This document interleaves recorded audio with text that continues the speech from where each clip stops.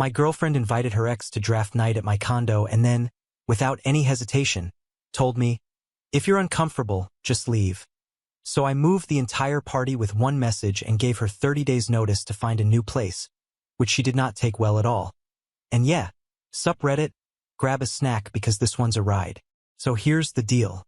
I'm Ethan, 32, male, and I'd been with Nicole for 2 years, and about 6 months into the relationship she moved into my place, and I genuinely thought we were solid. We had a routine that worked, we shared the same friend group, and I was dumb enough to tell myself that the little red flags I noticed along the way were just quirks and nothing more. Then, on one random Tuesday, she opened her mouth and said something so casually that it basically nuked our entire relationship in about 30 seconds. Let me walk you through it. I own a 2-bedroom condo in Austin, with a balcony just big enough for my smoker and 4 mismatched lawn chairs. A place I bought back in 2019 when mortgage rates were still survivable. Nicole moved in 2 years ago and paid a flat amount toward utilities, nowhere near market rent, and at the time it seemed like it worked, or at least I thought it worked. Our friend group has been running a fantasy football league since college. 12 people who are all completely convinced we actually know ball. We game together online a couple nights a week, enough to justify the Discord server that's been active since 2016. The core crew is me, Drew, Tasha, Mike, Jordan, and about 6 others who rotate between being active and lurking. Drew is my neighbor, a total chaos merchant who owns a dog named Brisket. And no, that's not ironic. Tasha is our 2-time league champion and the unofficial judge of all disputes. When Nicole and I started dating, she got absorbed into the group pretty easily, popping into Discord for party planning and logistics, and everyone liked her because she was good at that. Every August, we do draft night at my place. I fire up the smoker the day before, do brisket low and slow, and guard my dry rub recipe like it's a state secret. People bring laptops, we project the draft board on the TV, and we argue about sleeper picks until midnight, good people and good food coming together for our annual tradition of thinking we know what we're doing. This year's draft night was set for Saturday, with Nicole handling invite coordination and sides while I handled the meat and the tech. On Tuesday night, I was on the couch comparing brisket prices because adulthood apparently is having opinions about beef sourcing, while Nicole was on her phone half-watching some show. She said it the way someone mentions the weather, completely casual. "Oh, I invited Brandon to draft night." I stopped typing immediately because Brandon was her ex, the guy she dated for 4 years before me, the one she described in extensive detail as emotionally manipulative, obsessively jealous, and toxic enough that she'd cut off an entire friend group just to get away from him. The guy whose name used to make her physically tense, that Brandon. I looked at her and she didn't even look up. "Brandon, your ex?" I asked. "Yeah," she said, still scrolling.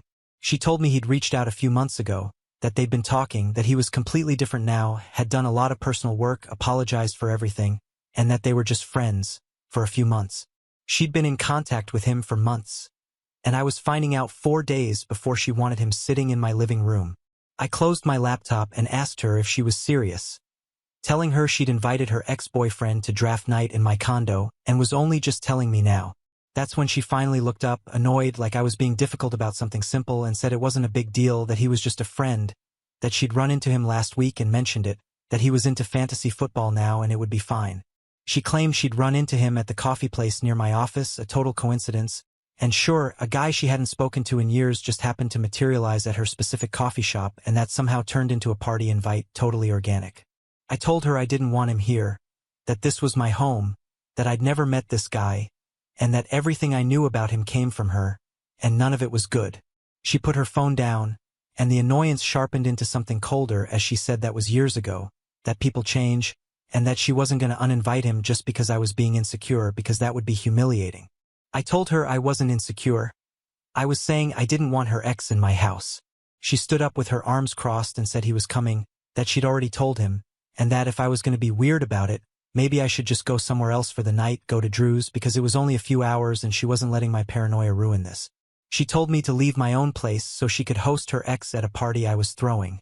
And as I looked at her, I realized how messed up it was that she didn't even see the problem.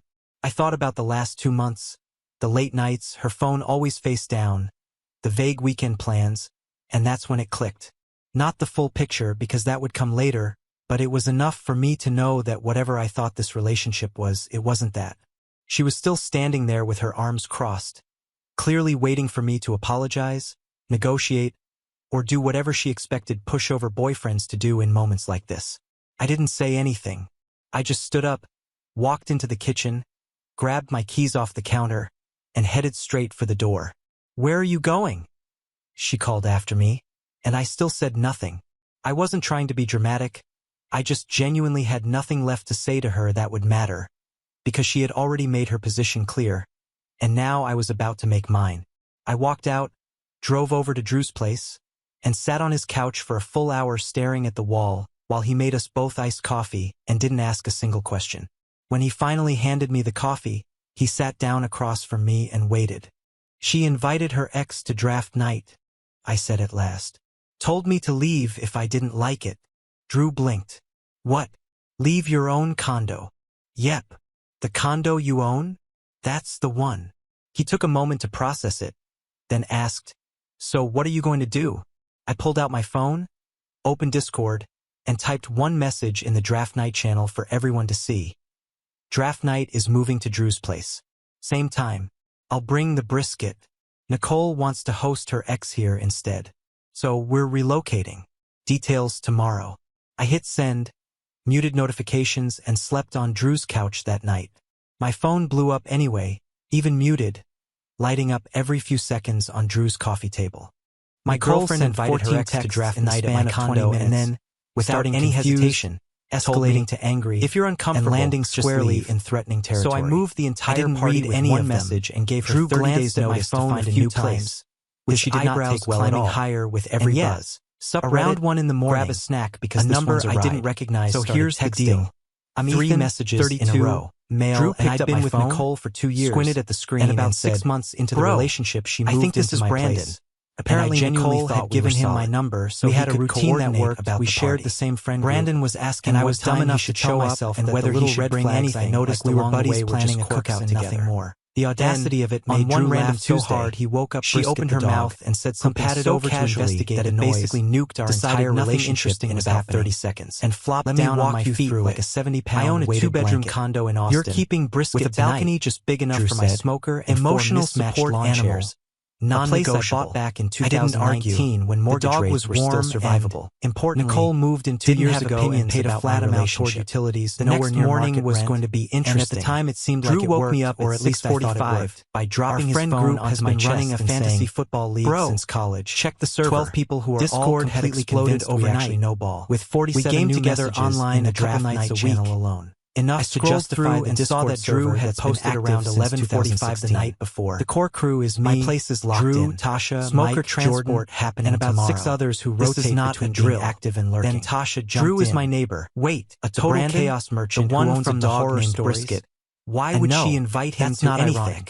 Mike Tasha is our 2-time league champion popcorn, and the unofficial judge of all the actual draft. When Nicole and I started dating, were people she got absorbed into the Drews pretty easily. Jordan confirming he was still bringing the party planning and logistics, and someone started and everyone liked her because she was good and should be auto-drafted. Every August, everyone's we do draft night as punishment for existing. I fire up 12 the smoker the day before, appeared within an hour. Brisket low and slow, then the real chaos and guard my dry rub recipe. Nicole had seen my message around midnight. People bring immediately started posting the draft board on the TV, which was a tactical error because that channel has more lurkers, and she was never going to win a popularity contest for our annual tradition of thinking. She posted 4 messages. This year's draft night was set for Saturday. First, that there must be handling invite coordination, and second, that she never told anyone to leave. On Tuesday night, I was on the couch comparing brisket prices because adulthood apparently is having opinions about beef unfair, and I was blowing things out of phone half watching some show. Fourth, asking if we could please someone mentions like adults because completely casual.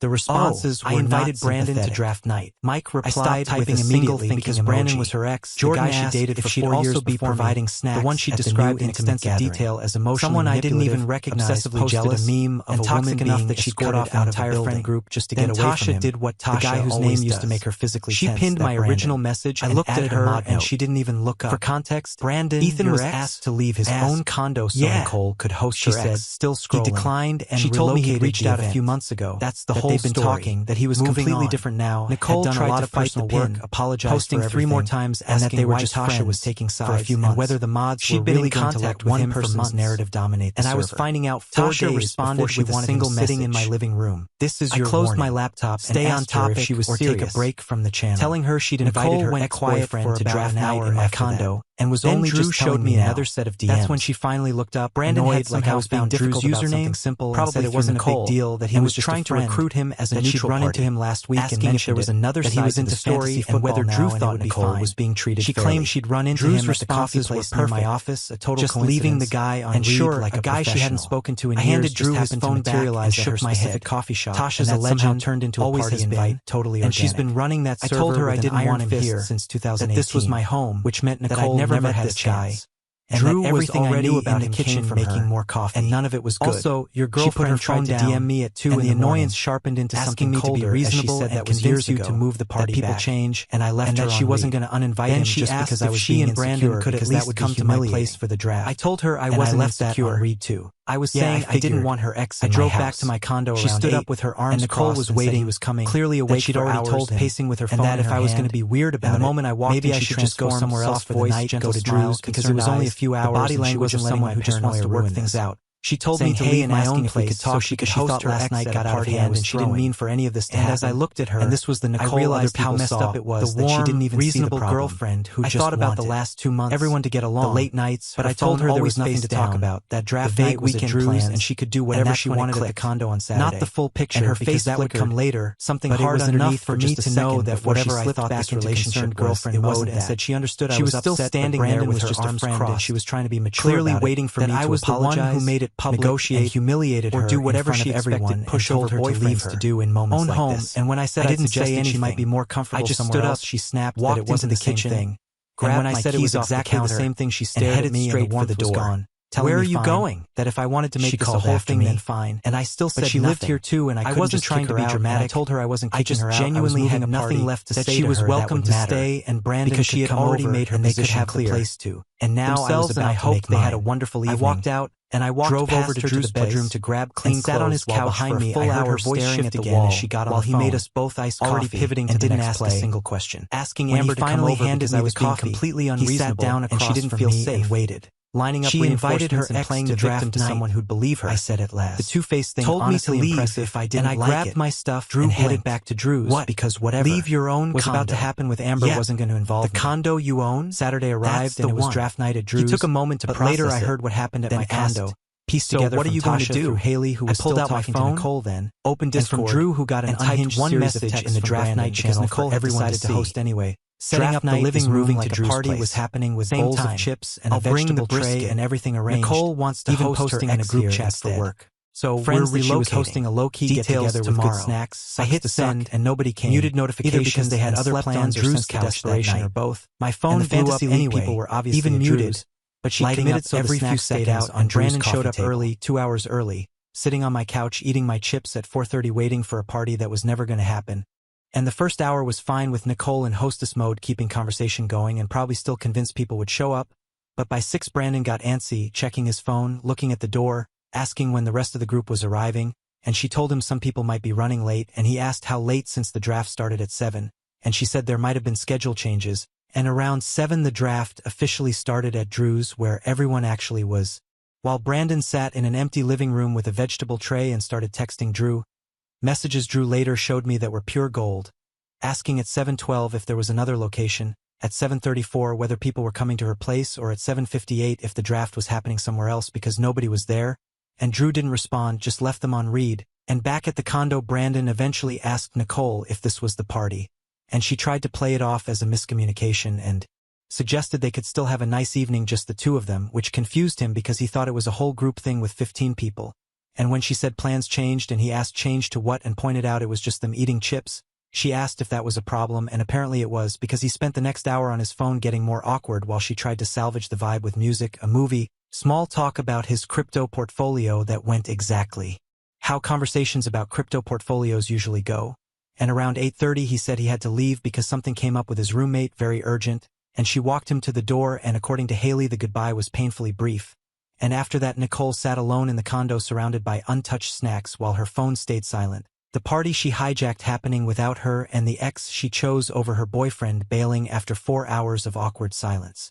The social media post about her fun night in that she drafted never got published, and meanwhile, at Drew's apartment, there was absolute chaos in the best possible way, with 14 people packed into his living room, laptops everywhere, cords running in every direction, and someone had brought a power strip that immediately became the most valuable object in the room. The draft board projected on Drew's TV, while Jordan's queso dip was getting demolished and Tasha was dominating the draft with surgical precision as everyone else scrambled, and I manned the brisket, which had transported mostly beautifully in Drew's cooler except the lid popped open during the drive and one of the end pieces slid onto the floor of my car.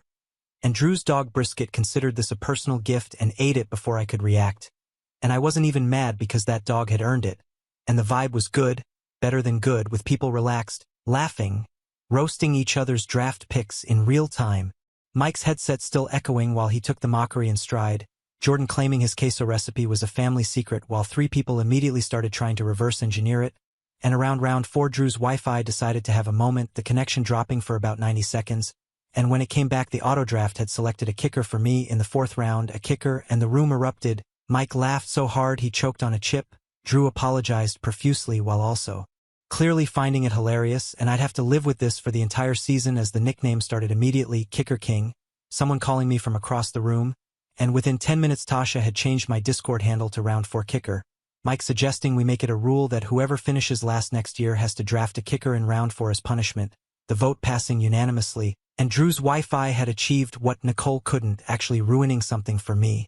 But honestly it was funny enough that I didn't care, and around 9 someone's phone buzzed, then another, then mine, as Nicole had posted in the general channel again a long message this time, writing that she was really hurt by how this was handled, that she'd always tried to be a good partner and friend to the group, that all she did was invite someone to a party and now she was being treated like a villain, that she thought we were all adults who could handle that she believed there had been manipulation happening behind the scenes, that she wasn't going to defend herself anymore and just wanted us to know her side. And the room went quiet for about 3 seconds because everyone had seen it at the same time, Jordan, who's generally the peacemaker type, saying, "I mean, should someone maybe check on her? This seems like a lot." While Tasha didn't even look up from her laptop and told him she told him to leave his own condo for her ex. He left. Now she's upset the party happened without her. That's the whole story, and Jordan nodded slowly and said, "Yeah, okay. Fair point." And then Tasha unmuted her mic on the voice chat we'd been running in the background and said, "I'm deleting that message. It's off topic for the channel and we're in the middle of a draft. If anyone has questions about the situation, you can DM me, but this isn't the place." And she deleted the message. Then she posted a meme of a dumpster on fire with the caption, "Anyway." And Drew started laughing. Mike started laughing. The tension evaporated instantly, and within 30 seconds we were back to arguing about whether to draft a backup quarterback early. And later that night Tasha told me Nicole had tried to DM her directly asking for temporary mod access to post a clarification. That wouldn't get deleted, and Tasha's response was 4 words, "No, go touch grass." And then Nicole asked if Tasha could at least present both sides fairly in the server, and Tasha replied, "There's one side. You told your boyfriend to leave his house for your ex. That's the side." And Nicole left the server that night, no announcement, no goodbye, just gone, her username vanishing from the member list while we were in the middle of round 6 of the draft, Mike noticing first and announcing it to the room, someone starting a slow clap that was only partially ironic, and the week after draft night I gave Nicole the notice, having talked to a lawyer, a quick consultation, $200, and in Texas she was a month-to-month tenant at will with 30 days written notice and no reason required.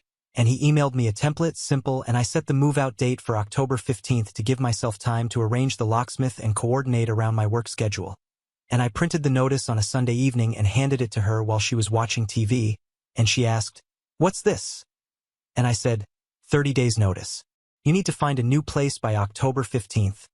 And she read it as her face cycled through confusion, disbelief, fear, then landed on cold, and she said, "You're really doing this?" And I said, "You told me to leave my own place for your ex. Then you tried to turn the friend group against me." "Yeah, I'm doing this." And she said, "I could fight this. I have rights." And I told her, "You have the right to 30 days. After that, you're trespassing." And she went quiet, looking for an angle, then tried the wounded act saying she couldn't believe I was doing this to her. that after everything she made one mistake and now I was throwing her out and asking if I knew how that made her feel. Classic, used to work on me, and I told her, "You have 30 days. That's more than fair." And the softness vanished as she smiled and said, "Fine, but you should know I've already talked to my sister about this. She knows HR people at your company, and this could get uncomfortable for you professionally, and you're threatening my job because I'm ending the lease, and I'm just letting you know there are other ways this could play out."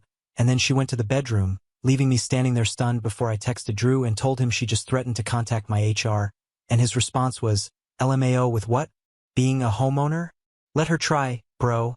And he had a point, but about a week later my manager pulled me aside and said, "Hey, got a weird email from HR.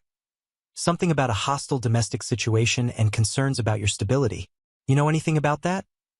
And I explained in 30 seconds: breakup, eviction notice, ex not taking it well, and he nodded and said, "Yeah, figured." HR said it was vague and didn't allege anything actionable, filing it as a non-issue. And that was it. She'd actually done it, and it amounted to nothing, and here's where it gets petty because the next 3 weeks were a cold war. Nicole didn't do anything obvious enough to be actionable, but she made sure living with her was as unpleasant as possible without crossing into territory I could point to, with passive-aggressive comments about how some people can't handle difficult conversations. Long silences when I entered rooms.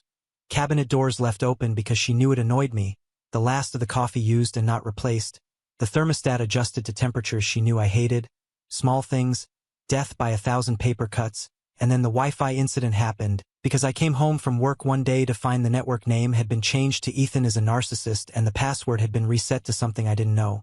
All my devices kicked off. I couldn't work from home, couldn't game, couldn't even stream anything on my own TV in my own condo. And when I asked her for the new password, she smiled sweetly and said she'd write it down somewhere and then conveniently forgot for 3 days. So I ended up tethering to my phone like some kind of animal until she finally remembered it. And she also started inviting Amber over constantly, Amber who clearly believed every word of Nicole's version of events. Amber who looked at me like I was something unpleasant. She'd stepped in, and they'd sit in the living room talking loudly about how some men can't handle strong women and emotional immaturity is epidemic, and I'd retreat to my room and put on noise-canceling headphones, and the pettiest move came in week 3, the headset incident, because I have a nice gaming headset, limited edition, pre-ordered, waited 3 months for release, tracked the shipping daily, noise-canceling, great mic quality, comfortable enough to wear for hours, and it lives on a stand next to my PC, and one day I came home from work and it was gone, and I found it in her room sitting on her desk like it belonged there, and next to it was a sticky note that said, "Birthday gift 2022. Taking it when I go," and my birthday is in March. She moved in September. The headset released in November of 2023. The timeline didn't work. She knew it didn't work. She was just betting I wouldn't have receipts, and I didn't argue with her. I just went to my email, found the order confirmation with my name and payment info and delivery date, and forwarded it to myself so I'd have it ready when needed. And then I went to Drew's apartment and said I needed to store something there for a couple of weeks, and I told him the headset, and he said, "How'd you know?" And I said, "Because you're holding the headset." And yeah, I put it on his shelf behind some books where it wouldn't be obvious, and the next day Nicole noticed it was gone from her room, and she didn't say anything directly, just gave me this long evaluating stare over breakfast like she was recalculating something, and the fake birthday claim was never mentioned again, and on day 22, with 8 days left on the notice, I was just trying to fix my Netflix recommendations which had gone completely insane, reality dating competitions, couples therapy documentaries. My algorithm convinced I was deeply invested in whether some guy named Chad would find true love on a tropical island, and I figured Nicole's watch history was bleeding into my recommendations, so I logged into my account settings to fix it, because we still shared the account since I hadn't had the energy to deal with administrative tasks. While living through a Cold War, and that's when I saw the activity log, because Netflix tracks everything, what profile watched what, when, and on which device, and I'd never looked at the screen before, but it was all there in brutal detail.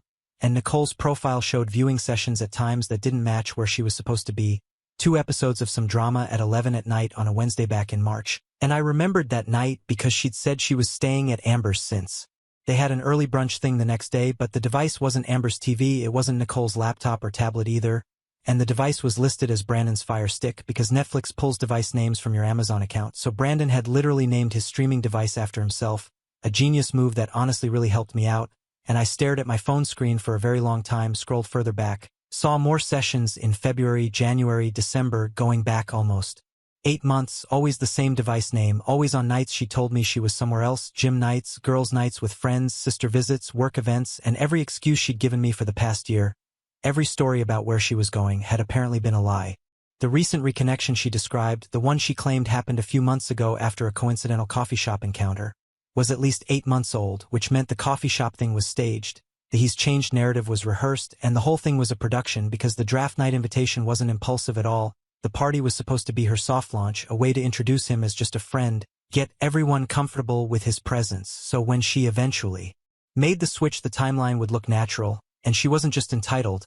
She was running a long con and she'd gotten sloppy because she didn't think I'd ever look at something as mundane as streaming account settings. And I didn't confront her that night. I sat on the information for about 18 hours, and the next evening she came home from the gym around 8, all cheerful energy and good vibes, said hey while dropping her bag, told me she was thinking we could watch something tonight and clear the air a little. The audacity of standing there offering a peace gesture while the evidence was sitting in my phone. And I said sure, let me pull up Netflix, grabbed the remote, opened the app, navigated to account settings, found the manage devices page and let her see what I was looking at. And she asked, what are you doing? Still casual and still oblivious. And I said just checking something, scrolled to the device list and let her eyes land on the line that said Brandon's Fire Stick, last active yesterday, and asked when did we add that device to the account. And the casualness evaporated as I watched her face change in real time, her smile freezing, color draining, the whole act falling apart, her mouth opening and closing before she finally said I can explain that, and I said can you, because according to this activity log you've been watching shows from Brandon's apartment since at least January. That's 8 months of gym nights that apparently happened at your ex-boyfriend's place. 8 months of lies, and she shook her head slowly but didn't have a rebuttal because the data was right there on the screen. And I said 8 days, the notice stands, then walked out, slept at Drew's again and told him the full story. And he listened, shook his head and said, bro, that's insane about 4 times. And when I came back to the condo the next morning to grab some clothes, Nicole had already started packing. No more passive-aggressive comments, no more Amber visits, no more Cold War tactics, just boxes appearing in the living room and slowly filling up with her stuff as the countdown neared its end. And move-out day came on October 15th. With everything already worked out with my building's property manager Carlos, who'd been running the place for 12 years and agreed to be present as a neutral witness, told me it was smart and prevented problems, and I'd arranged to have the locks rekeyed immediately after she left, paid extra for same-day service because I wasn't taking any chances. Nicole scheduled the moving van for noon and her sister Amber was helping. Drew offered to be there too, but I told him to stand by at his place because I didn't want a spectacle, just wanted it done. Spent the morning at Drew's pretending to watch TV, and around 11 Carlos texted that she was there with the van and loading now and he was keeping an eye on things. I waited, walked Drew's dog, had another cup of coffee, and at 12:45 Carlos texted again saying almost done. She tried to take the smoker from the balcony and he told her it wasn't hers and wasn't leaving the unit. She argued for about 10 minutes then gave up. Everything else went fine. Of course she tried to take the smoker. The same smoker I'd had for 3 years before I met her. The centerpiece of every draft night. The thing that made brisket for dozens of events she'd attended as my guest. And at 1 Carlos confirmed the van had left. I walked back to the building and found him in the lobby holding a new set of keys. Locks are done, he said. She returned her copies and everything was settled. He asked if she gave me any trouble and aside from the smoker thing, not really. Her sister muttered about lawyers and karma the whole time, but that was just noise. The actual move went fine and she signed the inventory acknowledgement. I thanked him and went upstairs to a finally quiet condo, walked through each room cataloging the absences while Drew's dog Brisket sniffed every corner like an inspection. Before settling onto his favorite spot on my couch, the headset was back on its stand because Drew had returned it that morning. Everything that was mine was still there and everything that was hers was gone. And the first thing I did was open my laptop, go to Netflix account settings, scroll to manage devices and see Brandon's Fire Stick still sitting there like a digital artifact of betrayal. Clicked remove and watched it disappear, then changed the password and removed Nicole's profile. Entirely, 2 years of watch history, her algorithm, her recommendations wiped, and she'd find out the next time she tried to log in from wherever she was staying, probably Brandon's place, probably that night. And about an hour later my phone buzzed with a message from Nicole asking if I seriously kicked her off Netflix. And I replied subscriptions in my name, should have thought about that before moving to your boyfriend's apartment. And she didn't respond because some conversations just end themselves. I texted Drew, she's out, smoker survived, come over whenever, and he showed up 20 minutes later with a pizza and 2 drinks, and we sat on the balcony eating, and for the first time in 2 months I felt like I could actually breathe, and the aftermath came in pieces over the following weeks, mostly through Tasha, who had sources everywhere. Nicole moved in with Brandon, and Tasha showed me the screenshot during a gaming session that Haley had forwarded from Nicole's Instagram story. Since deleted, a cramped bedroom with boxes stacked in the corner, caption "New Chapter. Say me," with a sparkle emoji. The room clearly a converted den with no closet and no windows. Brandon's crypto setup visible in the background with 3 monitors showing red numbers and a whiteboard with HODL written on it. That's his bedroom, Tasha said, which he shares with her now in an apartment he also shares with 2 roommates. Drew pulled up Brandon's LinkedIn on his phone, and his job title was Independent Digital Asset Strategist, and his last actual W-2 employment was 3 years ago. "She left your condo for that," Drew said, shaking his head. A guy who calls losing money a strategy. Nicole was now the primary earner in a household of 4. The salary that used to fund her shopping trips was now covering rent for 3 other people, one of whom spent his days watching numbers go down and calling it patience. "She's miserable," Tasha added. Haley said she tried to complain about the living situation last week, and Amber told her to figure it out because she wasn't taking her in. Amber, Nicole's own sister, the one who'd been ready to go to war, turned out she was furious at her. Amber had spent weeks defending her, calling me a monster, only to find out later about the 8 months of lies and the Netflix receipts. They weren't speaking. First Saturday of November I threw the real party, not draft night. This was the victory lap, my place, my rules. I called it the relaunch and posted the details in Discord at everyone. Relaunch party at my place. Saturday the 2nd starting at 2. Brisket games. Fantasy standings review. Bring whatever you want. 1 house rule, no exes. If you've dated someone in this server, don't bring them. See you there. RSVPs came fast. Drew said he'd be there at 1 to help, and that Brisket the dog was also coming. He added to keep Brisket the meat away from Brisket the dog. Tasha replied, "Finally, Drew's Wi-Fi was criminal." Jordan announced queso round 2. Incoming 14 confirmations, my condo, my people. The party was everything draft night should have been. Low-key, comfortable, familiar. Drew helped set up. Tasha brought a soundbar. Jordan's queso was somehow even better. Mike's headset finally worked, and everyone gave him a standing ovation that was about 40% sarcastic. The brisket was perfect. 14 hours in the smoker, bark so good people were fighting over the end pieces. Late in the evening, Drew raised his drink. To the man who knows when to relocate a party and when to relocate a whole relationship, everyone laughed, Tasha added, and to the brisket, the real MVP. Later, when most people had left and it was just me, Drew, and Tasha cleaning up, she mentioned something. Nicole tried to start a new Discord server, invited some of the fringe people, called it a fresh start community. How'd that go? 3 members, her, Amber and Brandon, except Amber left after a week because they're still fighting, so now it's just Nicole and Brandon posting memes to each other in a dead server. I nodded and threw another handful of paper plates into a trash bag. The whole thing was finally over. Guys, we are so close to hit 100,000 subscribers on this channel. If you are not subscribed to the channel, please consider subscribing. It really helps hit that 100,000 mark. Thanks for making this dream come.